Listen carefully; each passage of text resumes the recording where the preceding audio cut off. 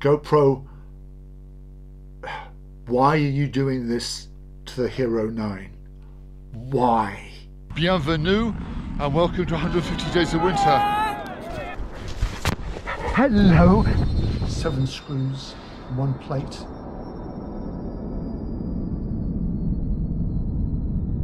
Hi, if you're new to this channel, my name is Alex, and today I really want to talk to you about the upcoming Hero 9 from GoPro. I use GoPro cameras almost every single day, and they are indispensable for what I do. They are amazing, and for that I am truly thankful to Mr. GoPro for making such a great product. I'm not in any way kissing ass.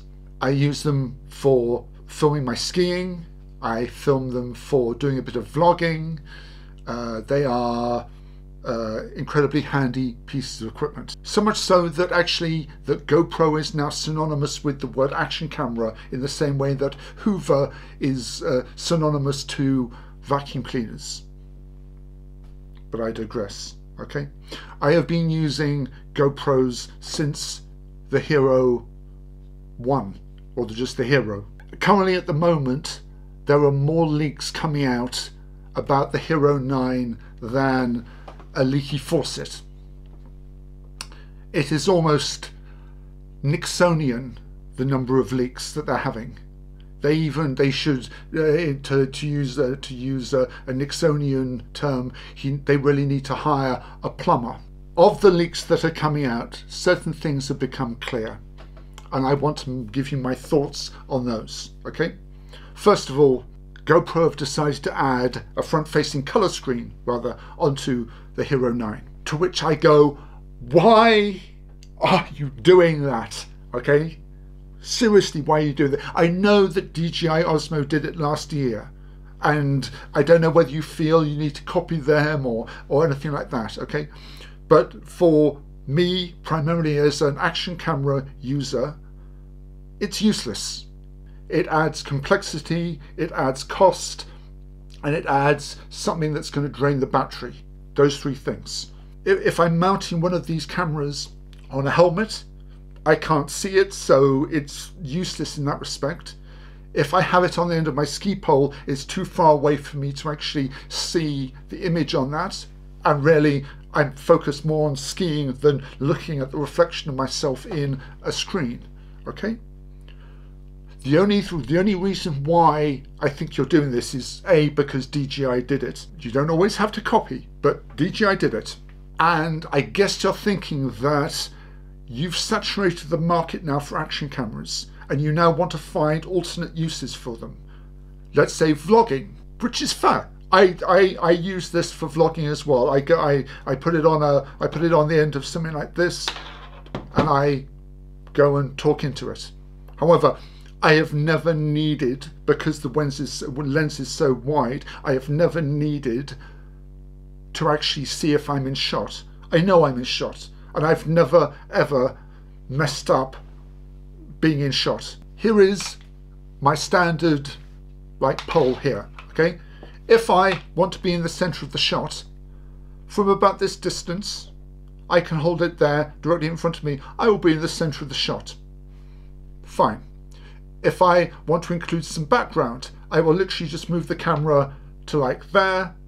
I will be in the left-hand side of the shot. The background will be in the background of the shot. How difficult was that? What's worse is by putting a color screen on there, and again, I've only seen pictures of makeshift graphics in that screen. But for me, seeing the elapsed time, the battery life, the amount of storage left, the number of clips recorded, that information in a clear black and white format is more important to me than actually seeing a picture of what I'm recording. Seriously. If you are trying to go after vloggers, you've got to do something about an external microphone, okay? I know at the moment, if you want to use an external microphone, you have to buy the media mod, which is another $80, which is expensive, yeah? If you just unlocked the USB-C port, so you could easily plug in, anybody could plug in with a small adapter, USB-C to 3.5 inch, so anybody could put an external mic on, you'd have me sold. The second part, okay, of what everybody is now talking about in these leaks is that you're going to do 5K on this camera.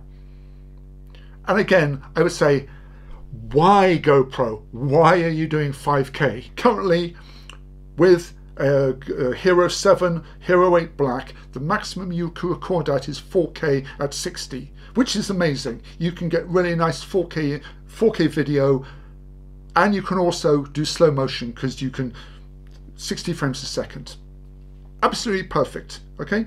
Other people who know a lot more about this than I do have worked out that in pro settings, with all this thing, that their maximum bitrate that they got was 114 megabits per second, which is about the limit to what the U30 SD card that GoPro recommends can handle. If you are going 5K, not only do you have to upgrade the sensor inside of one of these things, but in order to get it to write to the same card, you most likely will have to run it at a slower rate.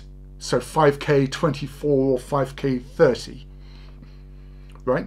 Now, if you gave someone the option, they can have 4K 60 or they can have 5K 30, which one are they going to choose? For action sports, the 60 every single time.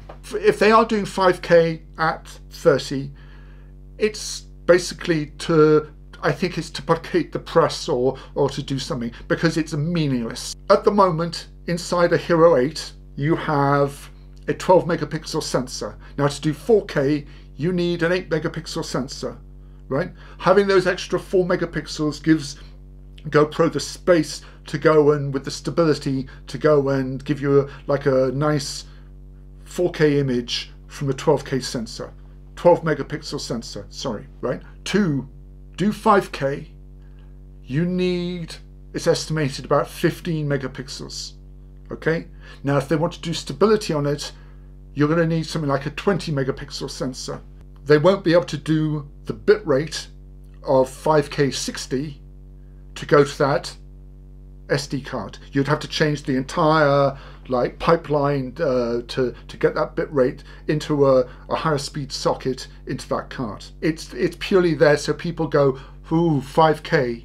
Rather like at the moment or last year when people went 5G and everyone was like, oh, my new phone's got 5G.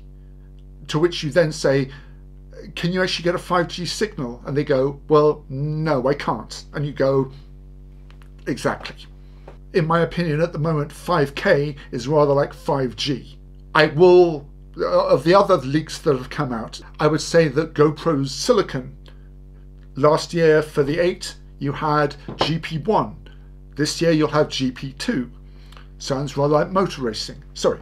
And with like Moore's law or whatever, I would hope to see maybe a 2x performance increase, okay?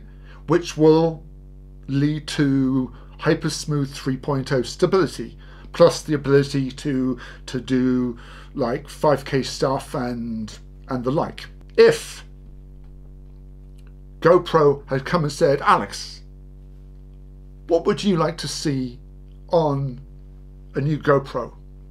The first one I would say immediately, and everyone would say the same thing, is better battery life. You can keep your resolutions and everything like that the same if you just said new battery life 20% bigger. Sold. Take my money. It's that simple. I would also say where the bunny is at the bottom here, I'd like a tripod screw instead of having to get an adapter to go and put the bunny ears into a thing to put into a tripod. Okay. Secondly, or thirdly rather, as I use this outside in the mountains for skiing, okay, I wear some pretty heavy gloves, okay, and the power button on the side there, the tactility of it is terrible. It is almost impossible to, with bare hands, I can feel where the rubber is. You should rename this not the power button, but maybe the G button, because I have trouble finding it with a pair of gloves on. Rather like the 7, I would like to be able to change the lenses on this camera. If they get broken, or if I want to put, let's say, a third-party lens on it, I can. At the moment, with the 8, I can't. With the 7, you can change the glass. And oh yeah, and thirdly, even though I don't do it very often, your streaming software sucks. I haven't come across a single person who has had nice things to say about your streaming software. It's like buggy, they can't get it to work, and in the end they cursing your name, if you like. Okay, so if you can make your software better battery life, a couple more cosmetic tweaks to that, I'll be absolutely fine. My little rant about the leaks. If you agree with me or disagree with me, or you think 5K, there's a use for it somehow, please leave it down in the comment down below. Give me a like. If you want to see more stuff about GoPros, drop me a sub, and I will see you all in the next video. Ciao.